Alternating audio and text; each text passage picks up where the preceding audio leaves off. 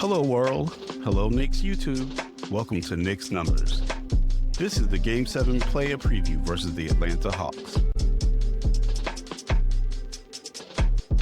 In this video, we will quickly recap a previous look at head-to-head matchups against the Hawks for the Coach Thibs era, last season, away games, and Wednesday night games. We will also review season-to-date comparisons between the teams and look at how the Knicks rotation players have performed against the Hawks in the past. Stay tuned to the end of the video when I will give you my keys to the Knicks' victory over the Hawks. This is the first matchup of the season against the 3-5 Hawks. The Knicks are 10-4 under Coach Thibs overall. They were 1-2 last season, 6-1 on the road, and 4-1 on Wednesdays. During the Coach Thibs era, the Knicks generally scored more, shot the ball better, and out-rebounded the Hawks over these 14 games. For the season to date, the Knicks are 3-3 and the Hawks are 3-5. The Knicks are still shooting better than Atlanta, but the Hawks are outperforming New York in most statistical categories. The Knicks and Hawks are both averaging about 87 shot attempts from the field per game, but Atlanta is taking almost 5 more three-point attempts than New York, 37 versus 32. Atlanta has slight edges in rebounding, assists, steals, and blocks, but also turns the ball over about 5 more times per game than New York. Now we'll look at how our rotation players have performed against the Hawks.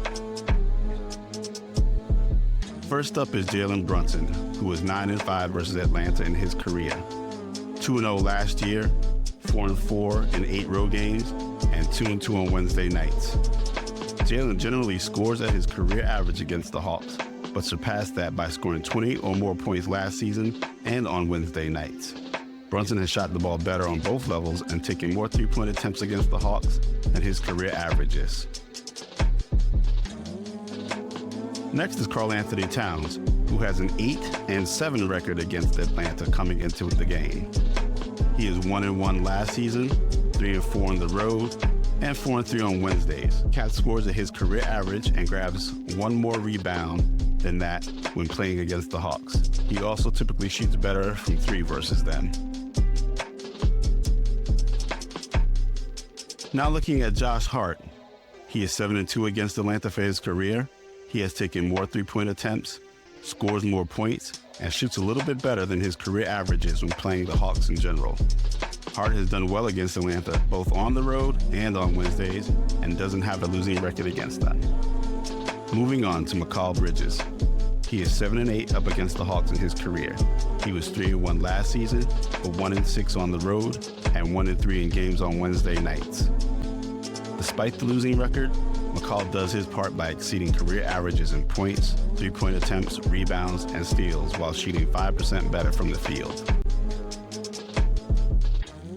Looking at OG, he's 12-4 against the Hawks overall and has played at his career averages for points scored, three-point attempts, and steals while shooting plus 5% better from the field.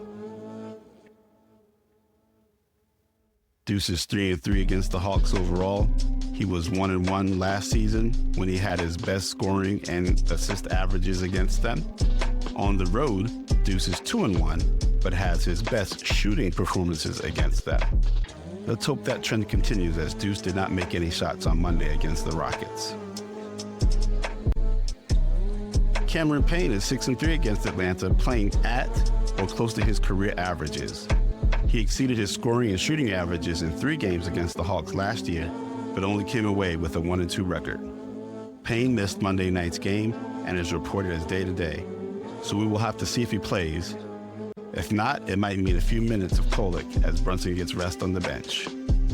Finally, we look at Jericho Sims, who is 3-3 against the Hawks. Sims' rebounding performance is on par with his overall career averages. He did grab 9 rebounds in 1 game he played last year and has exceeded his career average rebounds on the road by plus 3. Now we look at the keys to victory against the Hawks. To win this game, they must keep pace with the Hawks in terms of shooting. Both teams average 87 shots from the field, and they are within a percentage point of each other. Knicks shooting 48% and the Hawks shooting 47%. Getting Cat the ball inside is a must, as the Hawks average 52 points in the paint, while the Knicks are scoring about 48 points. The Knicks remain number 1 in three-point shooting percentage at 41.4, but are 28th at three-point attempts. They must exploit this advantage over the Hawks, who take almost 37 three-point attempts per game, which is about 5 more than the Knicks do. The Knicks have no real advantage over the Hawks on the board, so they must have the mindset that everyone needs to rebound and outmuscle the Hawks on the glass. Both teams average about 10 offensive rebounds, but the Knicks are getting about 16 second chance points to the Hawks' 14. So at every chance, the Knicks must secure a miss by the Hawks and get out on the run. Currently, the Knicks get about 10.8 fast break points per game compared to 14.5 for the Hawks. Finally, the Knicks must find the mismatch on offense. If teams are going to switch and not play man-to-man while defending, they have to keep the ball moving and find the mismatch and knock down their shots. The Hawks are number 2 in steals, so the Knicks will have to be on guard and not have any unforced errors on their own part, as the Hawks will be looking to swipe the ball away. And there you have it, Knicks YouTube. That was the Game 7 preview. Stay tuned to Knicks Numbers for more videos as we follow the Knicks this season with championship aspirations. I hope you find my videos informative and helpful in making your picks for each game. Please leave your comments below and let me know what you'd like to see in upcoming videos. And thank you as always for watching.